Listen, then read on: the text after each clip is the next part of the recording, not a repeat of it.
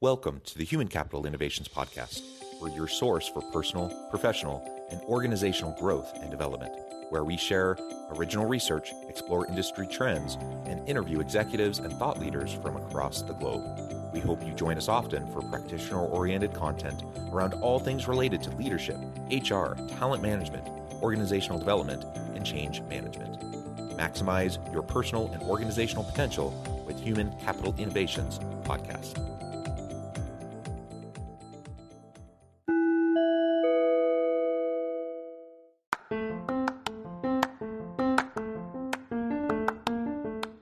If you enjoy the Human Capital Innovations Podcast, enjoy ad-free listening by going to the Patreon page, and please consider contributing even at the producer or sponsorship level. And please leave a review. Thank you for your support.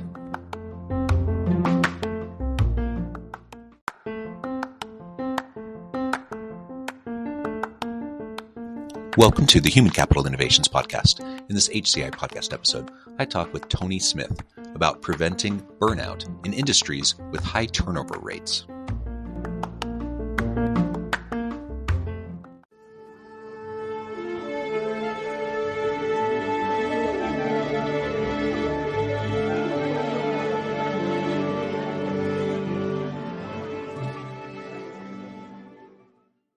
Tony Smith, welcome to the Human Capital Innovations Podcast.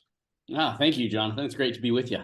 Yeah, it's great to be with you too. You're joining us from Southern California. I'm south of Salt Lake City in Utah. And today we're going to be talking about preventing burnout in industries with high turnover rates. Now, you're specifically within the restaurant industry, so we'll be zooming in on that, but we'll also be talking about these issues more generally as well.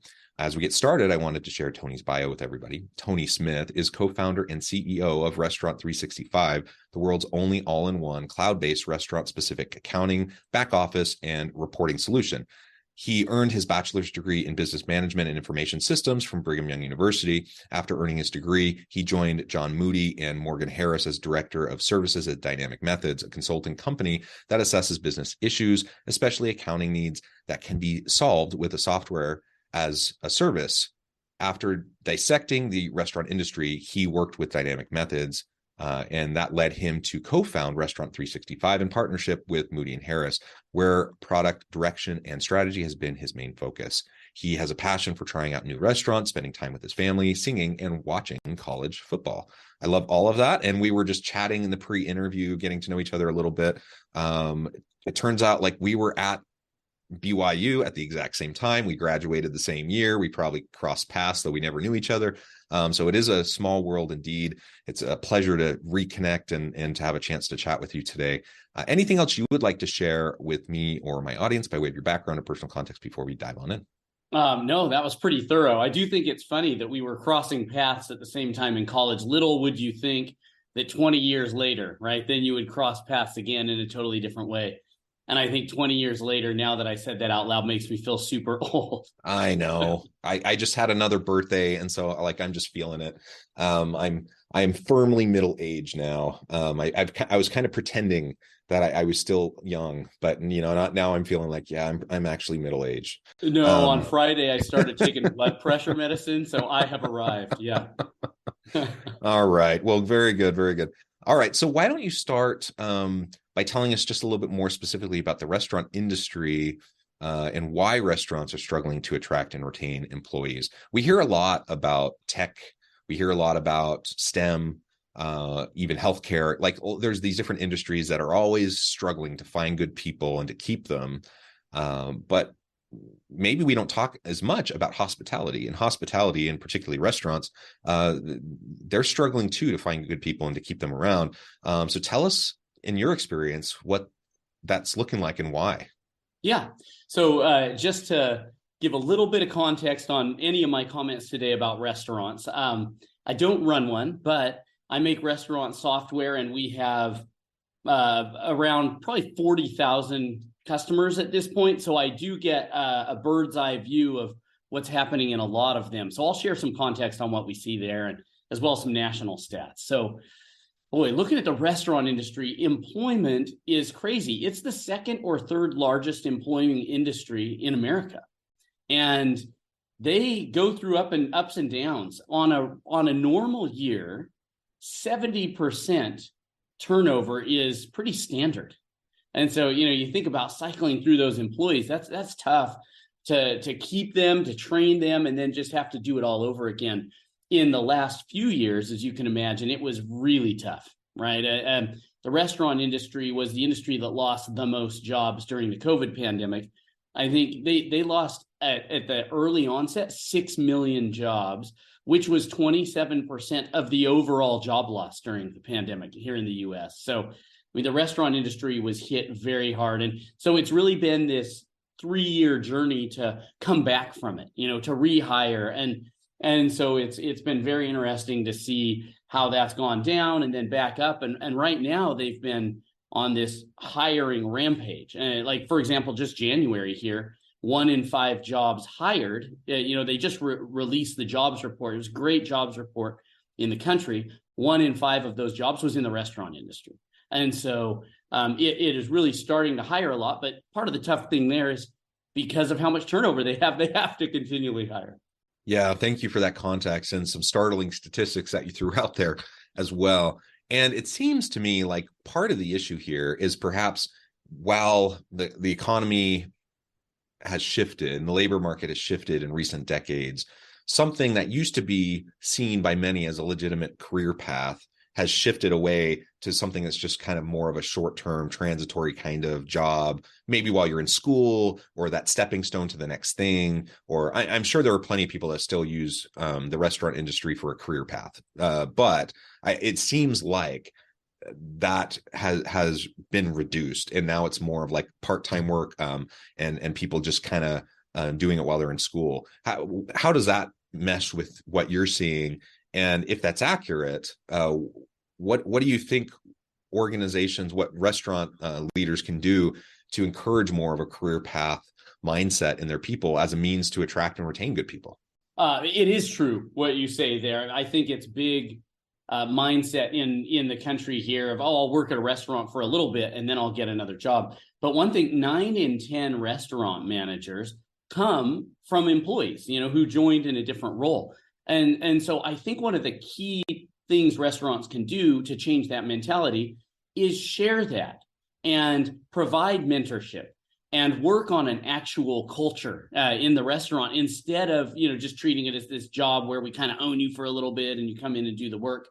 And so actually try to have a culture and real benefits. And if they treat the employees as though this is a real job and they talk about it that way from the beginning, I think they have a much better chance versus, bring in these young kids and abuse them for a little bit by making them work really hard and not giving them the shifts they want. There's a lot of that I think is the conception right now.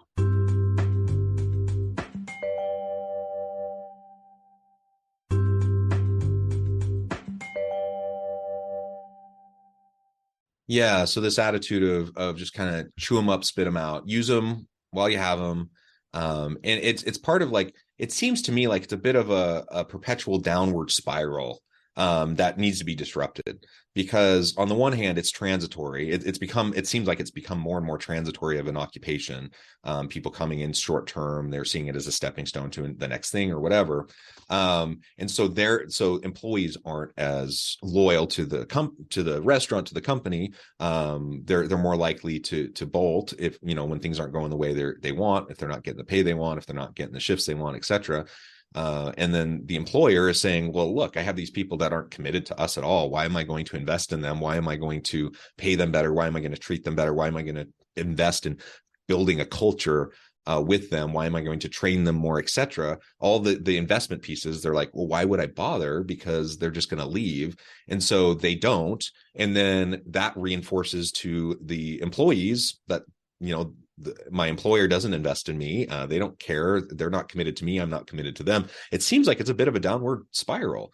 And I should add, it's not unique to restaurants. I mean, we see the same phenomenon in pretty much any organizations that focus on investing in their people, on establishing a healthy culture, making it a place that people want to be, where they see an opportunity for growth. Those types of organizations, whether it's a restaurant or elsewhere, they tend to do a better job of attracting good people and keeping them.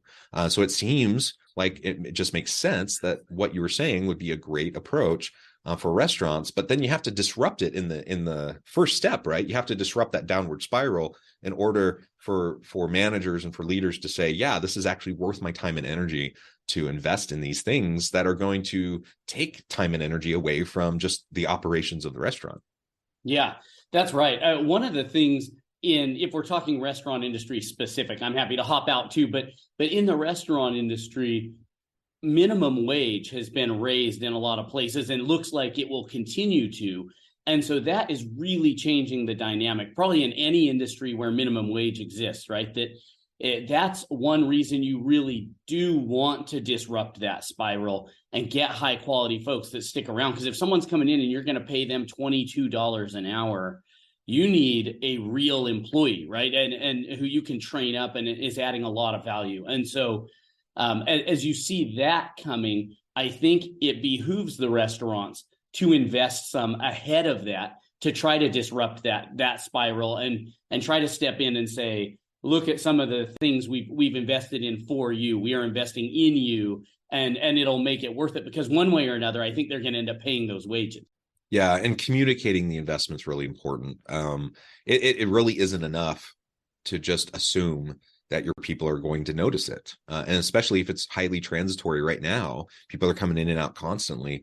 Just because you had a team meeting, a couple months ago where you highlighted, the promotion of so-and-so who was a server, who's now a shift lead, and that person who then became a man, you can highlight these things, but guess what?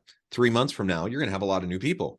So you have to do it repeatedly, and you have to have a communication strategy that allows you in a genuine and authentic way to share these things, to create the culture, and then you have to repeat. You have to keep doing it. You can't say, oh, I did that last year, we're good. I mean, that never works with culture anywhere, but it definitely doesn't work with culture when you have high turnover kind of environment. So if you want to disrupt the high turnover environment, you're going to have to be over communicating in the short term, at least, to make sure that people are getting those messages and recognizing when they come, like, this is actually a viable option for me. This is something that I can earn a living wage, that I can, people who love interacting with people, being a server in a restaurant's a great gig. You can, depending on the restaurant, I mean, you can earn great tips in addition to the wage. You can interact with great people. It can be an energizing environment. Like, there's a lot of positives as long as people are earning a living wage and being treated fairly with dignity and respect and invested in by their employer. I think it can be a good viable option for people where they don't just feel like they have to settle or kind of be stuck in a quote unquote dead end job that's never going to get them anywhere. I think that's the mentality that we need to try to shift. Yeah, well, you're right. People who are energized by interpersonal interaction usually love the hospitality industry because they're interacting. You can serve people, you make them happy, and so that can be a real positive as long as you treat them well. And so some of those things you can do are investing in, let's say, a learning management system. Like, for example, we're in the tech industry, but we invested in a learning management system this past year. And within a few months, I didn't know if anyone was going to use it. Within a few months, 800 courses had been completed. And this wasn't mandatory. We just made it available. So I think that's something you can do and really communicate it out that you have that. For restaurants, invest in scheduling software, right? So that you get the right amount of employees there at the right time. The mobile apps where they can communicate with each other, give them some control over what they're doing, right? By being able to swap shifts or ask for time off or try to get the best shifts. If you just settle into this clipboard and you write down, here's where everyone works, and then you just copy that every single week, you're going to end up with some of the people really disgruntled, right? And so, yeah, some of those technologies I think can help people quite a bit. Yeah. So using the systems and technologies to assist in the personalization and the employee experience of workers within restaurants is going to be important, just like it's important in any industry, in any sort of job. Absolutely. The other thing that we're facing, and you've already alluded to this and talked specifically about it in terms of the pandemic, is just the nature of burnout. So certainly the hospitality industry generally, the restaurants specifically, were really hard hit employment-wise during the pandemic. Now, much of that has come back, but it's we talk about frontline workers, like those people that were out interacting with people, even when, we didn't have a vaccine, and when people were more nervous about contracting COVID and those sorts of things. There is stress associated with that, right? And being in those customer facing kind of roles and those direct interaction type of roles. And anyone who's worked in hospitality or the restaurant industry, you may be energized by those interpersonal interactions, but it also means you're going to have some negative interactions that you have to deal with, because you're going to have unhappy customers sometimes that you're going to try to, fix their challenges and issues and make sure that they're happy. But sometimes you're the one that's getting yelled at or dealing with the drama, right? And all of that can lead to burnout. And especially if you don't feel like you're being compensated fairly, if you don't feel like you're being treated fairly, I mean, why would you put up with a negative workplace environment, a negative customer environment, and not get paid well? I just don't know how many people would want to do that, right? Right. I mean, you're right on that. One saying I like sometimes: never wrestle with a pig, because you both get dirty, but the pig likes it. Like, jerks can really be draining, and there are some jerks out there, right, that are just, they don't care how they're treating people at a restaurant. But stepping out of just restaurants, this applies to them, but it applies to our business. It applies to other industries. I think one of the key things to help with burnout, I really have two main thoughts on that. One of them is autonomy, mastery, and purpose. People need those three things badly in their job. So there's the pay aspect, as we've talked about, and there's benefits, but autonomy, mastery, and purpose is this intrinsic value, right? And there's a number of great books that talk about that. But if you can find ways to provide that to people, it adds as much or more value, than just a higher salary.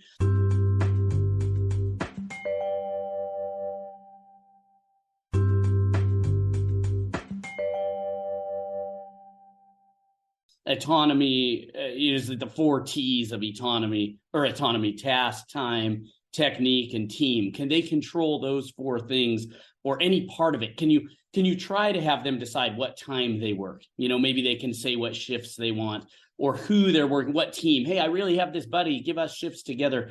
There's things there that you can do to help them, and that really creates a positive feeling. And those type of feelings are what really prevent burnout. On the mastery and the purpose side, I think we already talked some about mastery, which is give them opportunities to learn and become expert at some things. People are proud of that. They love to be an expert at something. And so give them opportunity for that. And then on purpose, help them to understand what the vision is of your organization, where you're going. And in the end, make it something that they're proud of, that they're proud to be a part of. And if you can do that, people are going to lean in. And all 3 of those things, I think, really help you to avoid some of the burnout. The one other aspect that is, I think that everyone, whether you're in a job that you feel like you can control or not, everyone should assess their role at least once a year. It's something that I do, as a CEO. It's a little different as a CEO. As I got this role, you say, well, what's your job? And I say, whatever makes the company successful, right? So that can continually change as we grow. So every year I make this quadrant, great at it, not great at it, and love it, and don't love it.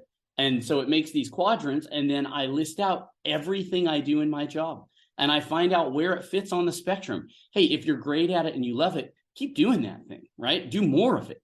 If you're great at it but you don't love it, you got to be careful. Those are the things where you're going to grind and you can burn out after a while. You don't really enjoy it, but the company needs you to do it, right? Take one for the team. You can't take one for the team forever, though. So you have to start making a plan on those of how you can shift some of that off your plate. Not great at it and don't love it, quit doing those things, right? You're not helping anyone, yourself or the business, with those. Anyways, I could talk all around that, but that's another thing that I think is important, is to continually assess where you're at and then actually make plans for how you can improve that. Yeah, absolutely. And just to note and highlight that we're not saying that pay isn't important. We're saying you treat people with dignity and respect. You pay them a fair, equitable wage, right? And as Dan Pink talks about, you take pay off the table, right? You pay them enough to take pay off the table. Once you do that, then you can focus on these other intrinsic aspects that actually are going to do more to drive motivation and satisfaction and performance than the wage itself. But if you don't pay people fairly, even if it's a perceived lack of fairness. If you don't pay people fairly, or they don't feel like they're being paid fairly, it almost doesn't matter the other stuff that you're doing, because they're still not going to be happy. So pay them well, pay them a living wage, pay them fairly and equitably, and take it off the table. So now they can just do the work, and now they can focus on these other intrinsic factors that are really going to drive high levels of performance. And it's those intrinsic factors that ultimately are going to make it more likely that they're going to recommend the company to their friends. Like, hey, come work with me. This restaurant's awesome. It's so much fun. We all get along so well. We work together so well, etc. So you get referrals, you get people bringing their friends in. People want to stick around because they're being paid good, and they're getting good pay, but it's a fun place. It's a place for growth. It's a place for advancement, a place where they can develop themselves. And that's the type of place that people want to be. And so there's still going to be some transitory aspects of certain industries, and that's fine. But I think we're not relegated. In the restaurant industry, hospitality is not relegated to this like status of, I'm just doing this until I can get something better. And that's kind of, it feels like where we're at. And I think we can do much better by focusing on many of the things we've been talking about. Yeah, that's very valid. On the pay side, I really think there's two levels you have to get to. And you mentioned those in your commentary. You have to get to the base level where people are able to live, of course. But then there's actually another level you also have to get to if you want to keep people, and that is all about how they feel about their pay compared to their peers, compared to their coworkers. And you have to reach that level. And that's not always something that you can just put into a spreadsheet and it makes sense because it's what's in someone's head. And so part of that is you have to take the time to talk with people. You need to meet with them and review with them and ask them how they feel about it. And so some of it is that interpersonal connection to know if that's meeting that level of need for them. But yes, once you get the pay past those two levels, then I think it really digs in on the culture side of it. Well, Tony, this has just been a really fun conversation. I know at the time I'm going to need to let you go here in just a minute, but before we wrap things up for today, I wanted to give you a chance to share with the audience how they can connect with you, find out more about your work, your team, and then give us a final word on the topic for today. Great. Yeah, I think the best way to get us is to go to restaurant365.com and check it out from all aspects. If you're restaurants, go there and look at the product and the solutions. If you're looking for a career in restaurant tech, then go on over to our careers page. We are always hiring. So yeah, would love for people to hop on there and check us out. Jonathan, really, really a pleasure to be on here. I appreciate you taking the time to let me chat for a little, as I think everyone who knows me knows I can go on forever about things. So you did a good job of managing me here. And it really was a blast. So I hope that everyone out there who's hearing this is thinking about whether you're a boss, a manager, an employee, wherever you are in life. I hope that you're thinking about, how do I make this place that I'm at work for me? And how do I also make it better for those around me? And if everyone just has a little bit of that mentality, I think that you're going to be in the right spot, because wherever you are will become that. Yeah. Well said, Tony. This has been a pleasure. I encourage everyone to reach out, get connected, find out more about what Tony and his team can do for you. And as always, I hope everyone can stay healthy and safe, that you can find meaning and purpose at work each and every day. And I hope you all have a great week. Do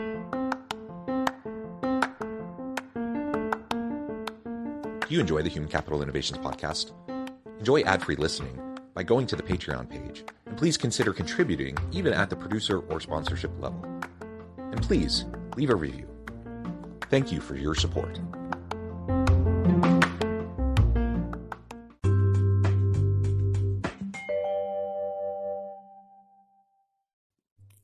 Thanks again for joining us for this episode of the Human Capital Innovations Podcast.